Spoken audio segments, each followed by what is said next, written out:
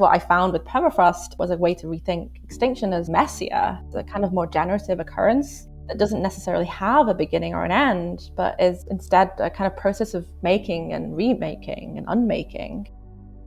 The whole system of a loss, itself shows how frozen Earth is dynamic. Hi to everyone out there in the podcast world. My name is Charlotte Wrigley. I'm going to be talking today about my book that was recently released with the University of Minnesota Press. It's called Earth, Ice, Bone, Blood, Permafrost and Extinction in the Russian Arctic. A little bit about myself. I'm currently a postdoctoral researcher at the Greenhouse Center for Environmental Humanities at the University of Stavanger in Norway. I'm currently working on a project on bird scaring and how humans and non-humans have made their homes together throughout history. So a little bit different to what I wrote the book on, but that is the life of a precariously employed academic, I guess. So I'll start off with why I wanted to write the book. I identified a lack of engagement really within the social sciences and the humanities with permafrost. And aside from Pey-Yi's book, who's going to be talking to me today, and Susan Crate's book, an anthropologist, there isn't really that much out there. Pey-Yi's is coming from a historical perspective, Susan's from an anthropological perspective. But I kind of saw the need for something a bit more geographic. My background is in human geography, and I wanted to examine what permafrost is as a substance, not just materially, but also spatially, socially, politically, as a dynamic container of things that is in relation to the various actors in it and on it. And this was particularly in the context of extinction, the climate crisis, and kind of other ongoing environmental issues that are really pertinent to kind of our daily lives. And also particularly because the Arctic has become such a kind of hot topic, for want of a better word, in recent years in the humanities, social sciences. But I noticed that permafrost had kind of been a blind spot, and I wanted to know why that was. You see this in the media reporting too. They tend to focus on sad polar bears, melting ice caps. And this narrative of the Arctic has been a long problematic one, which kind of paints it as a pristine environment, one that's devoid of human life, and one that's incredibly fragile. And this is a very colonial idea, and it's been thoroughly critiqued by Arctic scholars. But I wanted to draw attention to how this narrative kind of moves within permafrost,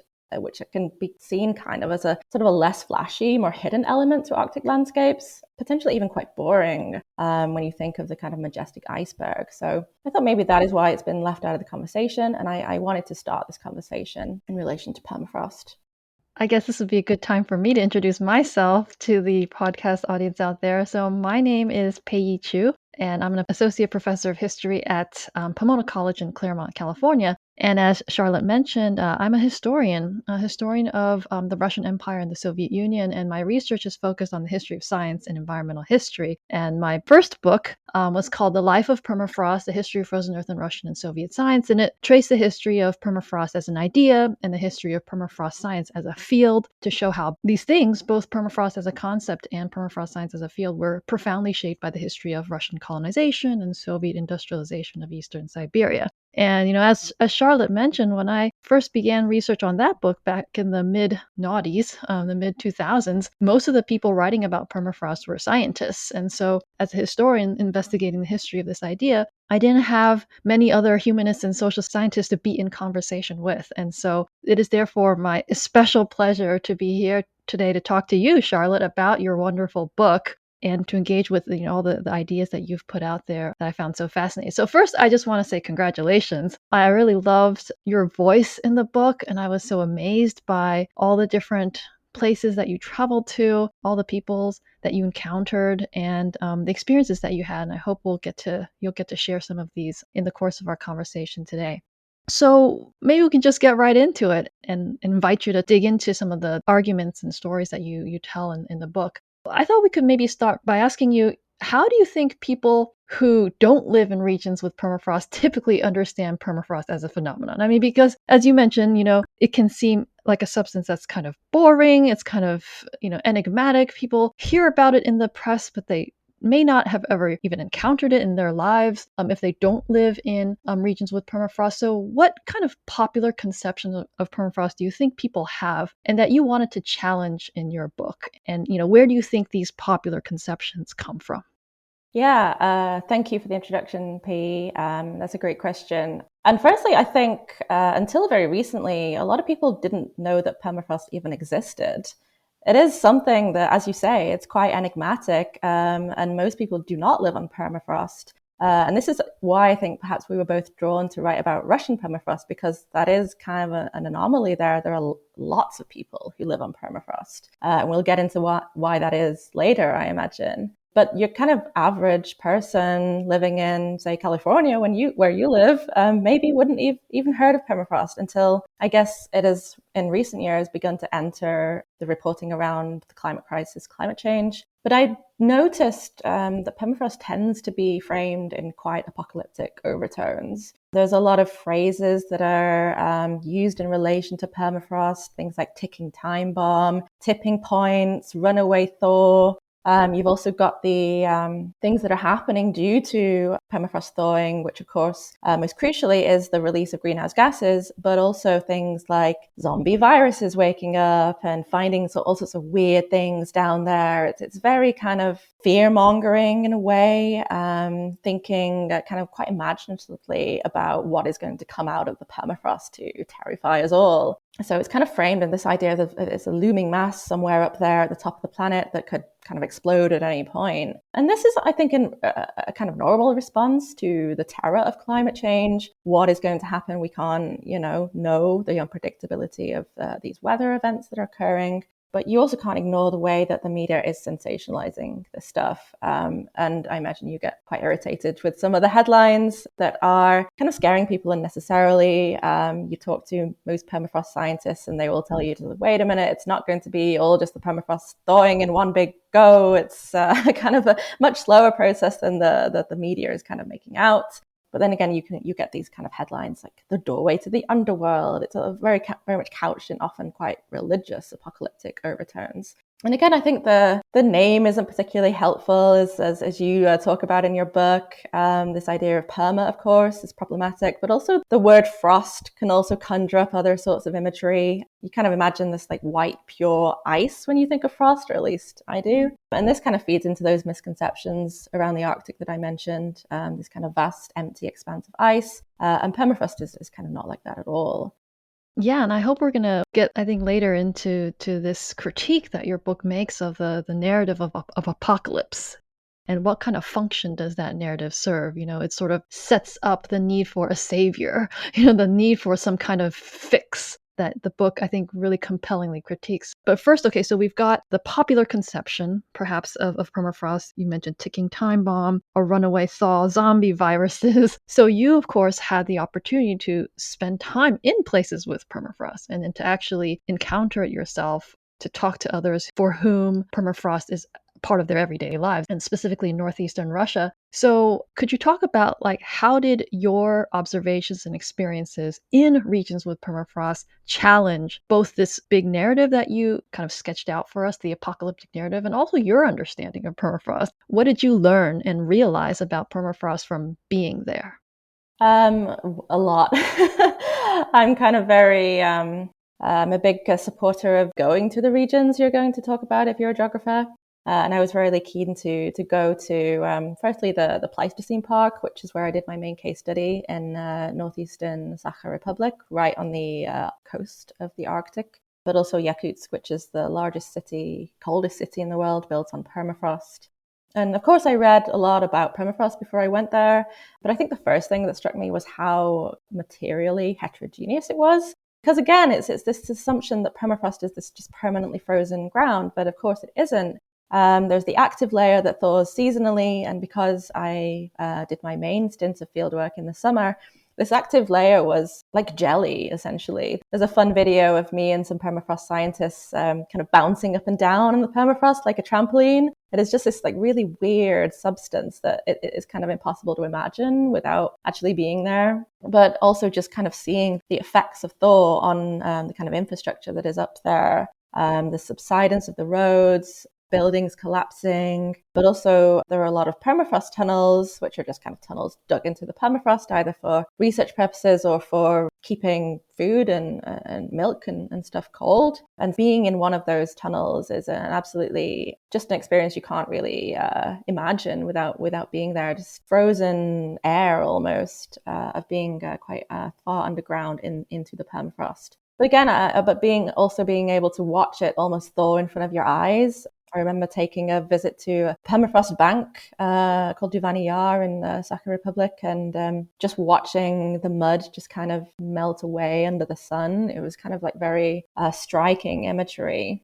But also being there really kind of brought home how much Russian and Soviet history is kind of entangled with Arctic landscapes and the permafrost. And of course, your book goes into this really thoroughly. And it just spending so much time in Chersky, which is where the Pleistocene Park is based, and Yakutsk, kind of laid bare not only the way that Russia had kind of moved industry into the Arctic during the Soviet Union, like no other nation, as I mentioned previously, but also this kind of history of persecution and colonialism, which isn't really discussed in the same way as, say, the colonization of the Americas. And indigenous people in Siberia have made their homes on the permafrost, on the tundra, for way longer than Russians have.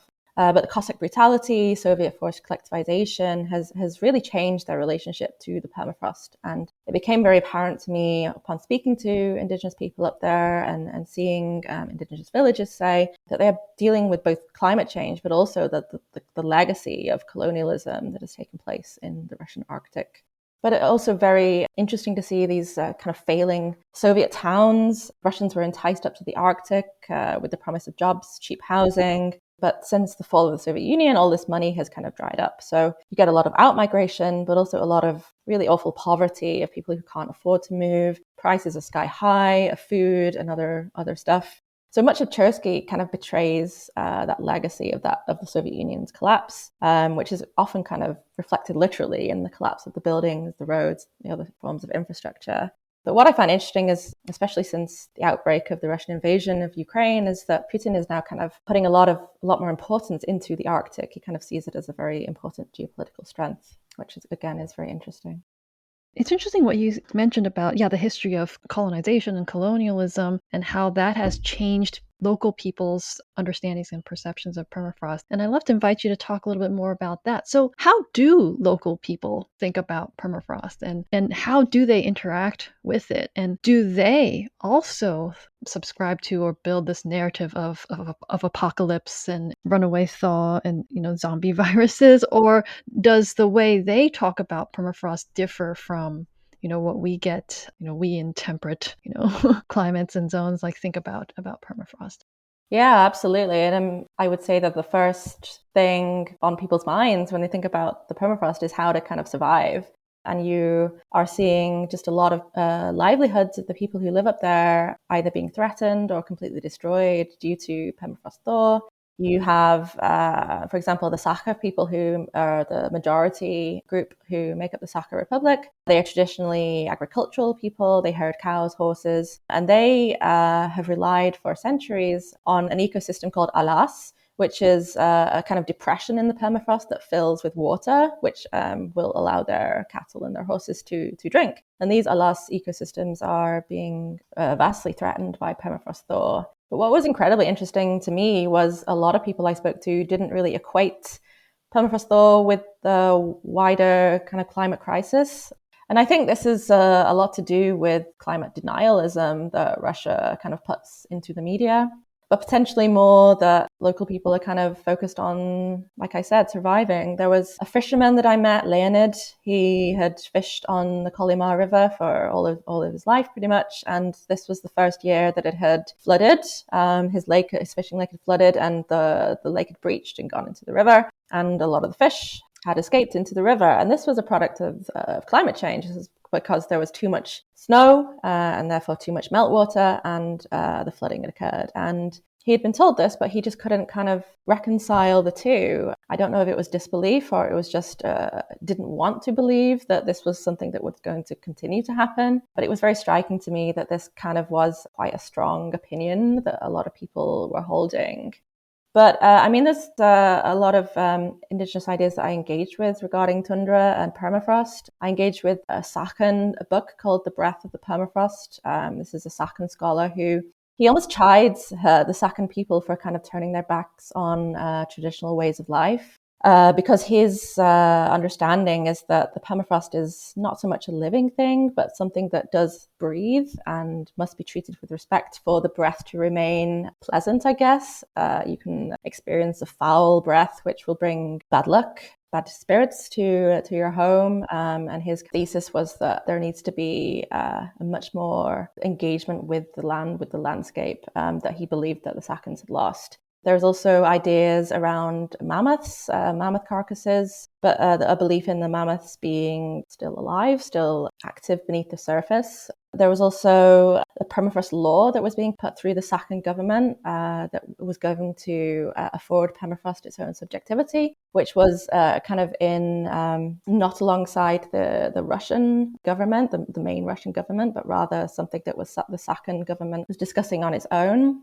But I was also speaking to indigenous people who had moved from their kind of nomadic lifestyle or their villages into the city. And they were kind of talking about the loss of their traditional ways of life. I talked about the permafrost tunnel as being a way for people to store milk, meat, other things that needed to be preserved. Speaking to this one lady who'd moved into the city as a child, and she was so confused when she first saw a fridge, because she had never considered that other people used to preserve their food in this way. It was just the permafrost tunnel was the only way to preserve. And then she moved to the city and it was a fridge. So the really kind of interesting tension between indigenous cosmologies potentially being lost with it becoming more difficult to live on the tundra, to live on permafrost, and kind of these kind of new, more modernist, I guess, ways of engaging with permafrost through city life, infrastructure, etc.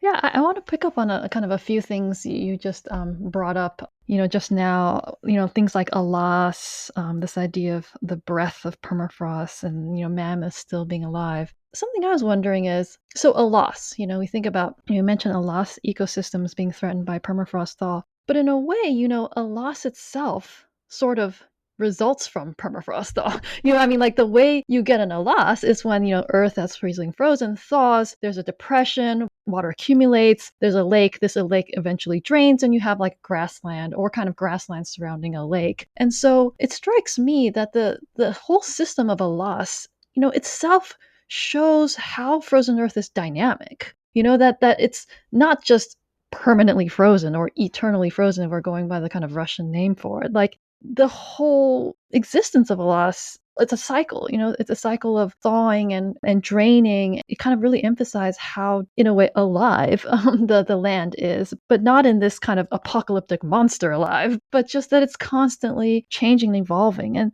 the idea of mammoths still being alive and thinking about what European explorers in like the 17th century commented on when they spoke to local peoples, these creatures, subterranean creatures that are moving to and fro, and it's because of their movement that we have the expansion of the Earth and then the sinking. So anyway, all of this sort of suggests to me that local people might have a more acceptance of frozen Earth as dynamic, as opposed to this expectation that we who don't live there might have of permafrost as being permanent. I'd be interested in your thoughts about that. Like, is there more of this recognition that permafrost is dynamic as opposed to this expectation that it be eternally frozen? Yeah, I'd absolutely say that. And that's kind of why I liked the breath of the permafrost, because if you think about a chest moving in and out, it is almost the way that the permafrost undulates its materiality throughout the season. It's kind of here and there and here and there. I talked to the lady who moved to the city and saw the fridge for the first time. Her family used to be nomadic, and she spent some time with nomadic reindeer herders. And she spoke about this kind of understanding, not only of the permafrost as being something that you needed to respect because it was not necessarily considered alive, but had a liveliness to it, but also the necessity of moving your body on the permafrost. It was this, the nomadism came almost from a necessity to move away from frozen earth because your body is warm, your camp is warm, your reindeer are warm. It's this understanding that warmth will thaw things. So that was a reason for being nomadic, to allow the permafrost to kind of refreeze itself and continue its natural cycle. And of course, this almost over dynamism that is happening now is part of the reason why the nomadic reindeer herders are getting less and less, because it is much harder to keep reindeer when you can't rely on the feeding grounds, or Sakhans can't rely on the alar systems to feed their livestock anymore. Being forced to go to towns and cities is almost a reaction to the permafrost becoming unbalanced. It's a sort of, the dynamism obviously needs to be there. What we're seeing now is a way that it is not able to be in those conversations with tundra people, indigenous people who are living on it.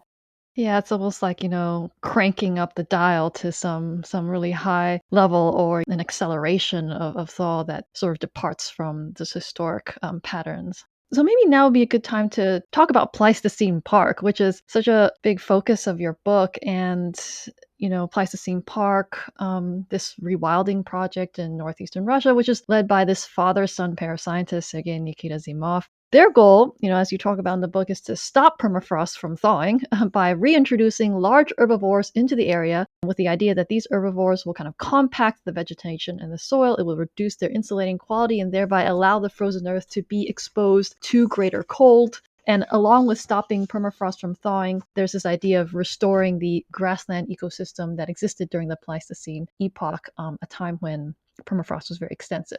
So this can all seem pretty bizarre to an outsider. Could you tell us, how's this project going? And how would you explain the Zimovs' motivations for doing what they're doing? From your interviews with them, from your observations, and your participation in the science station that they run, what seems to drive them? Why are they doing what they're doing? Yeah, where to begin with Nikita and Sergey Zimov? Well, the main thing that drives them, I would say, is saving the world. And I heard this motif several times, and it's kind of on all of the promotional material that they put out onto the internet. It's saving the world, saving the world. And that kind of means saving the world for humanity. They don't particularly care about the animals themselves. They will freely admit there's a lot of death that occurs, and that happens when you're bringing creatures from thousands of miles away and much further south than where the Pleistocene Park is, which, as I mentioned, is on the Arctic Ocean coast. And these animals now have to survive minus 60 Celsius. They have to survive snowfall, just new landscapes, disease. So that's really tough for them. But the Zimovs are implicit in saying that this is a project to save humanity. And that kind of manifests itself in a real kind of this apocalyptic doom mongering going up there, kind of on a vein to the kind of permafrost media reporting that I mentioned earlier. This is particularly driven by Sergey. Nikita is a little bit more logical, well, a lot more logical than his father. Sergey is hoarding gold and oats. He's, got a bug out bag for when things go really wrong. And I found this very interesting. And I was reading Casey Ryan Kelly's about the man apocalypse, this very kind of masculine idea of men saving the world, this kind of very frontierist science that kind of bypasses ethical issues. Because if you think about the Pleistocene Park, putting animals into a completely alien landscape where it's very difficult for them to survive is quite unethical. They're just simply not environmentalists. Nikita loves to tell people that he will kind of go around. They have an old Soviet tank which they kind of drive around crushing trees, trying to mimic the mammoths' tread. It is a pretty wild place. The project is amazingly still happening, still kind of clinging on, which is quite impressive given the Russian invasion of Ukraine. Because the way they usually fund this project is that permafrost researchers, usually American ones, come to visit. They have a science station there where they undertake permafrost research. And the Pleistocene Park is kind of an addition to their money-making research station. I mean, I'm not completely up to date with who is going there, but I imagine a lot of Americans no longer using their science station. But I think they managed to get funding from the Al Rosa diamond mine. Again, not great with the ethics, but they're certainly not funded by the Russian government. Although there is a funny story about the Russian government putting out a call for businesses who wanted to move to the Arctic, and they'd get funding to do this. Again, a kind of reflection of what happened in the Soviet Union. And nobody applied for this fund because no one really wants to move to the Arctic. But Nikita did. He applied for funding for a goat farm. where he would farm like goat's hair, and he actually got the money. But what he did, he just bought a load of goats and just put them into the park.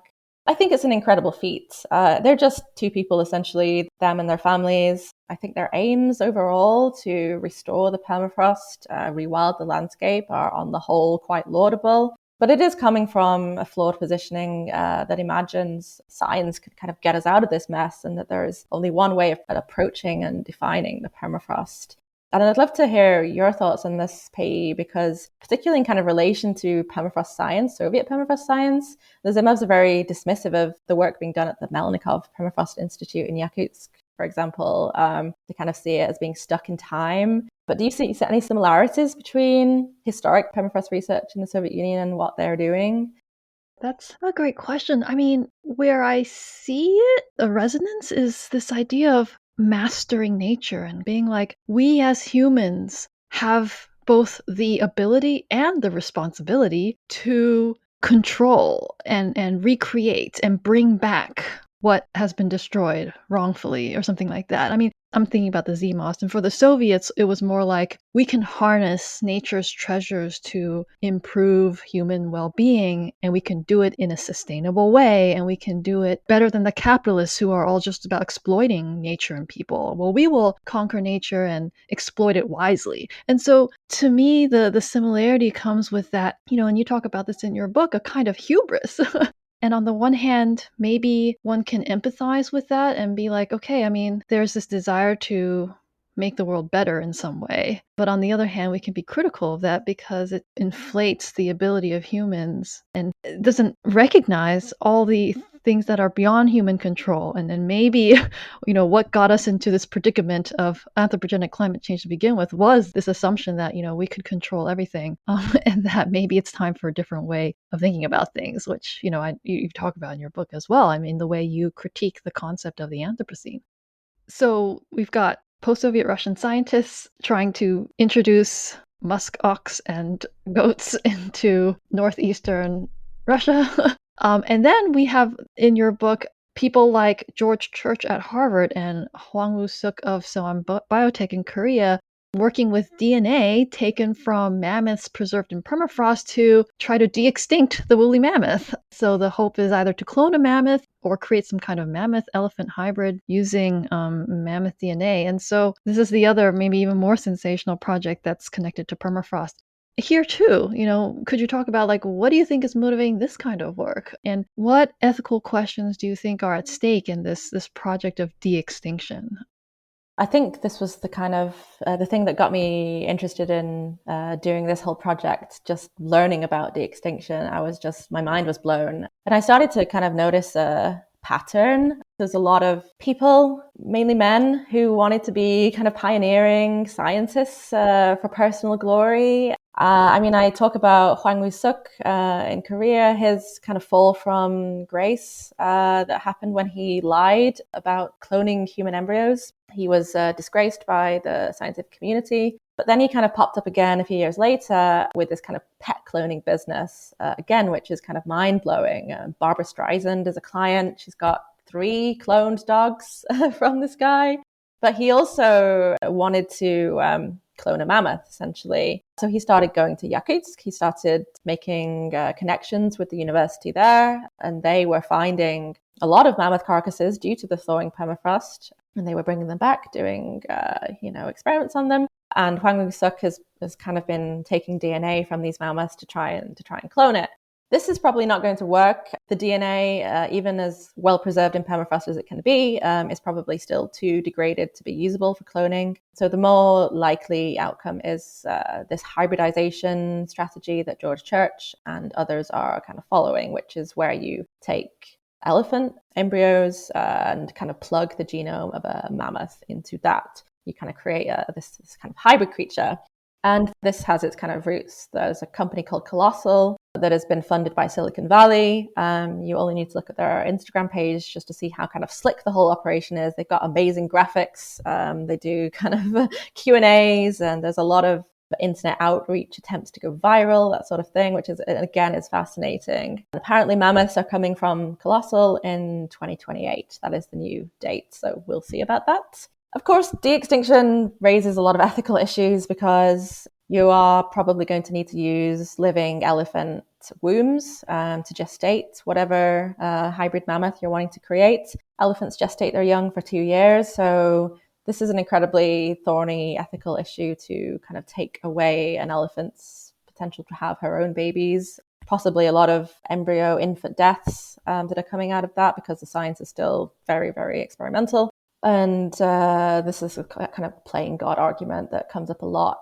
We shouldn't be meddling with nature. So this is the kind of issues that I see emerging from this. And I wanted to use de-extinction as a way to think through ideas around death and extinction, because the whole concept of de-extinction is a reversal of these things. But it's not that simple. And I wanted to think about how de-extinction is tied to coldness and keeping cellular material intact. And the permafrost, of course, has done this quite well for centuries. But we're now facing a heating planet, thawing of the permafrost. And this is not only producing mammoth carcasses with potentially viable DNA, but also this kind of need to create coldness to address the heating up of the planet. And this is often by human measures, such as aircon systems, but also freezers. And we're seeing a rise in cryobanks that safeguard genetic material.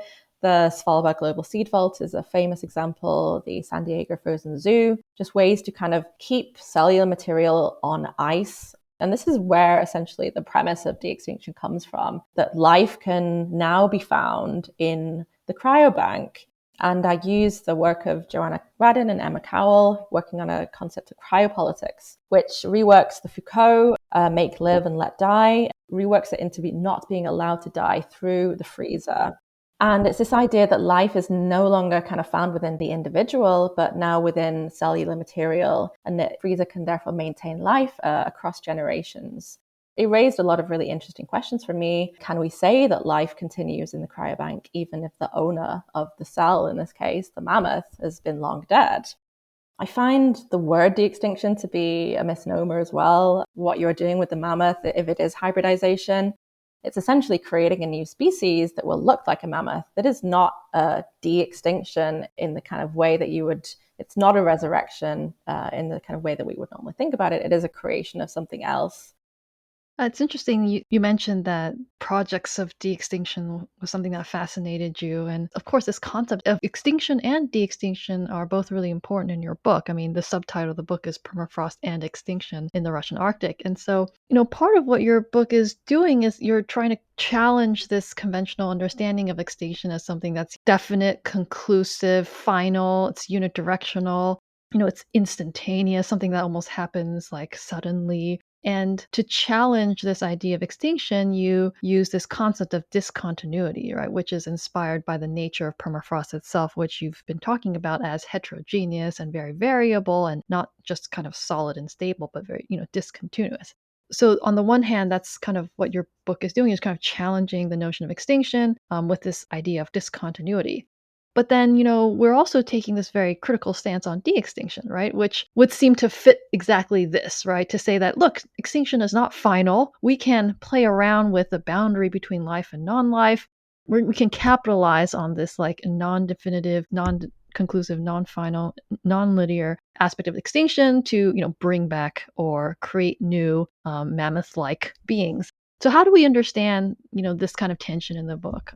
Is challenging the finality of extinction, doesn't it just open the door to these kinds of projects? Or is there a way where like thinking of extinction as not final can be kind of generative in a different way? Yeah, great question. And I think what I wanted to do throughout the book was challenge assumed centrality of the human that living in the Anthropocene kind of suggests, that humans are now the top geological agents. They can affect pretty much every process on the planet. And as you've mentioned several times, this centrality can often manifest itself as hubris, imagining not only that we can affect these processes, but also that we should. I use the quote by Stewart Brand, who is a big proponent of de-extinction. His company, Revive and Restore, has a lot of money tied up in the de-extinction of the mammoth, amongst other creatures. But he has a very famous quote, which is, "We are as gods, so we have to get good at it."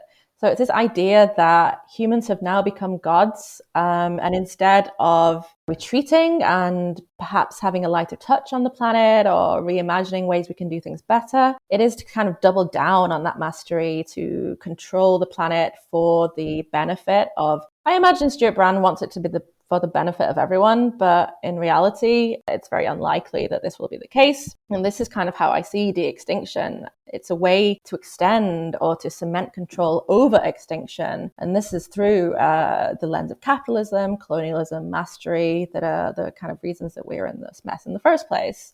So instead, I wanted to use the permafrost to rethink and challenge these normative definitions of extinction, precisely because it evades this assumption that humans can control it or even know it fully. And again, your book just demonstrates this unknowability really, really well. And de-extinction is touted as a fix to the end of extinction by reversing its finality and linearity. Whereas what I found with permafrost was a way to rethink extinction as messier, as a kind of more generative occurrence that doesn't necessarily have a beginning or an end, but is instead a kind of process of making and remaking and unmaking.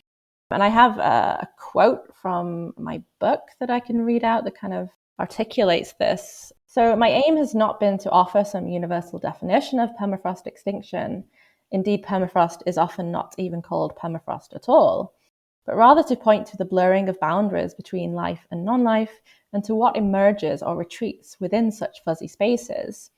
It is through universalizing that permafrost becomes lifeless, a splodge on a map, or a set of statistics on a graph. Its inscription through a narrative of isolation and remoteness renders it a realm of the placeless. I am loath to call permafrost tundra, because not all permafrost is tundra, and not all tundra is permafrost. Permafrost retreats, decays, becomes something else through freeze and thaw, producing discontinuous effects that are rooted in place and identity. And these discontinuities are extinctions insofar as they produce other things and become something else. They are endings, and the spaces they leave behind are new beginnings. Yeah, thank you. And yeah, I love the way you kind of contrast the reality of the discontinuity and the changeability with this idea of homogeneity and universality.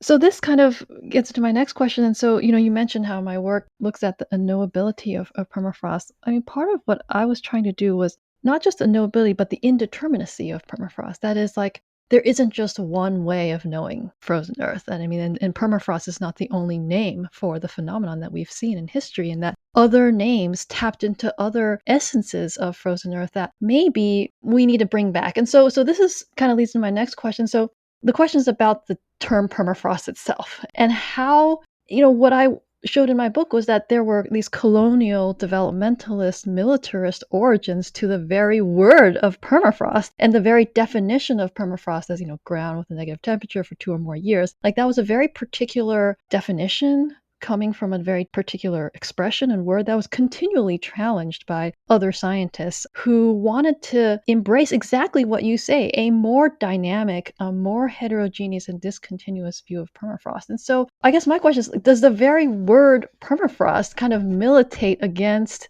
recognizing the heterogeneity and discontinuity of frozen Earth? Like, so long as we use this term and this definition, we're kind of trapped in that in that framework, that kind of gave rise to the very idea.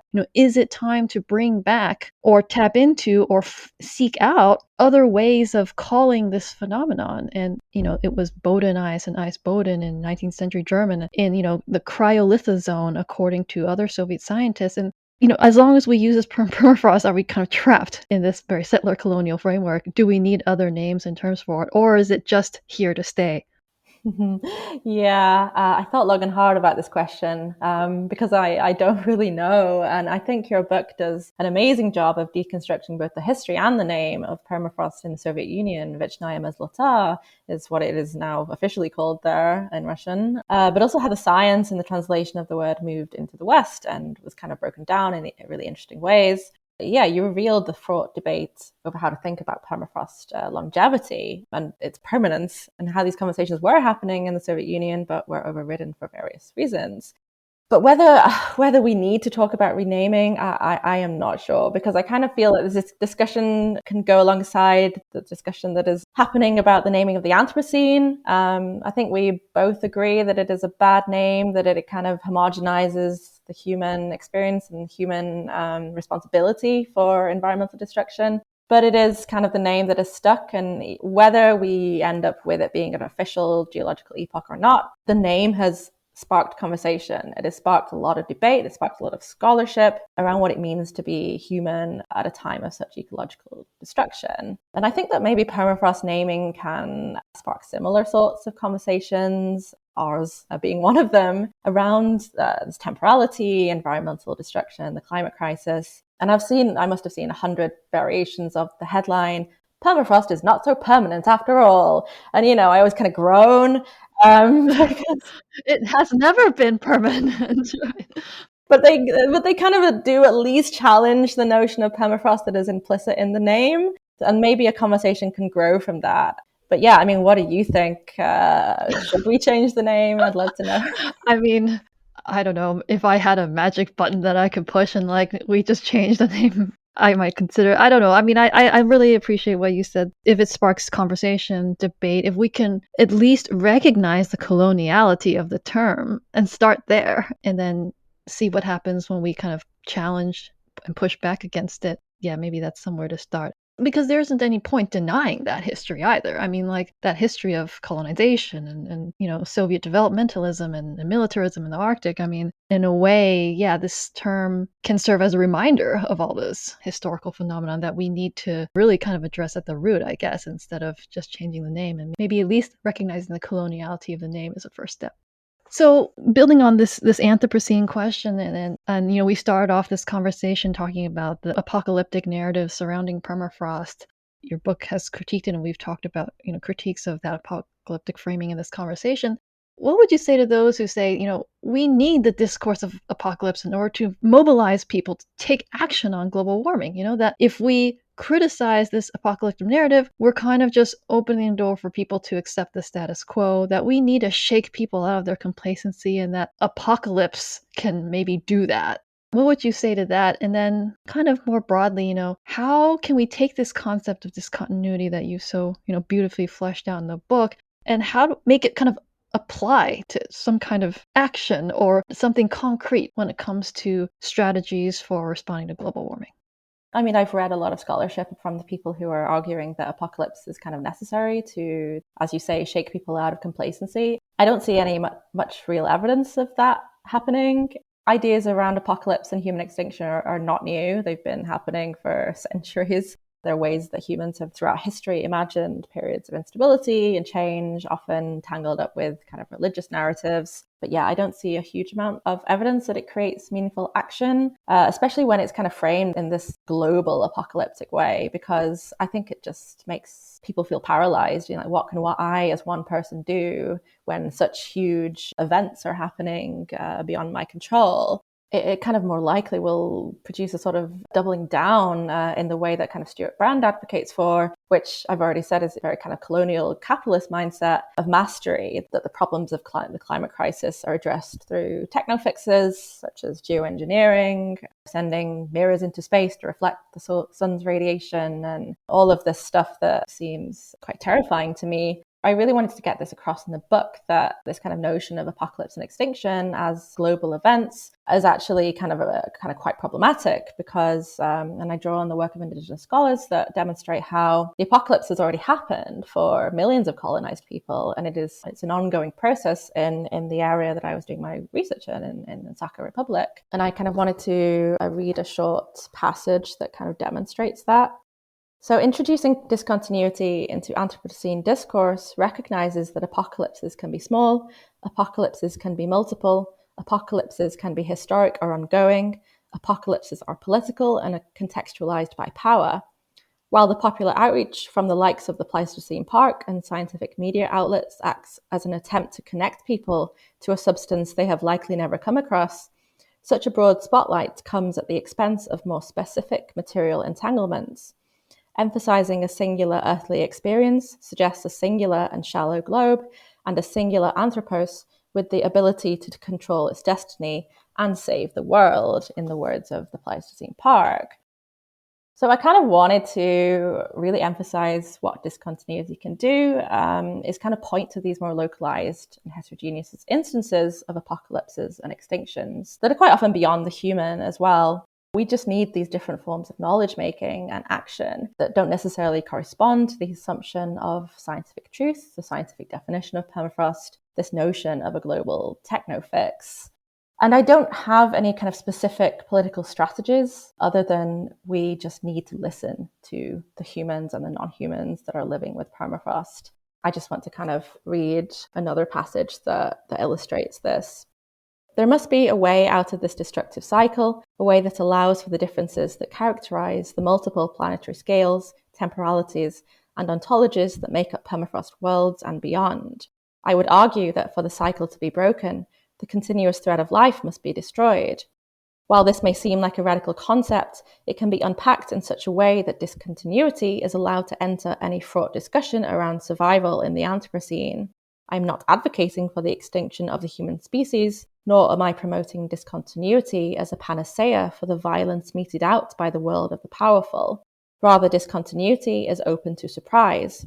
It disrupts the valorization of the nuclear family and makes discontinuous spaces for a queer heterogeneity. The discontinuity of permafrost, so feared by the powerful, can be a blueprint both for new futures in which attempts at mastery are resisted, and for a new dynamic material engagement in which we become more mindful of earthly agency. This involves refusing any fantasies of immortality or redemption through resurrection. Instead, the task is to practice discontinuity as well as recognize it, through disrupting and protesting the hegemonic linearity of the powerful. Through this emerges a commitment to a sort of giving up on life, not in a way that accelerates the demise of humans on the planet, but rather in a way that works to discontinue the continual birthing of the kinds of power structures that underpin the Anthropocene. Thank you. One of my favorite passages of the book. Well, Charlotte, I think it's been really great to talk to you about your book on this podcast, and I hope everyone listening will go out and buy and read the book because it has even more details about all the people and all the observations that you made, not just in Chersky and Pleistocene Park, but also in Yakutsk. You've gone to London, you've kind of traveled the world. So with that, I think I'll say thank you for the pleasure of this conversation. Thank you so much, Pey-Yi.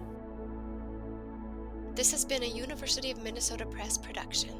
The book Earth, Ice, Bone, Blood is available from University of Minnesota Press.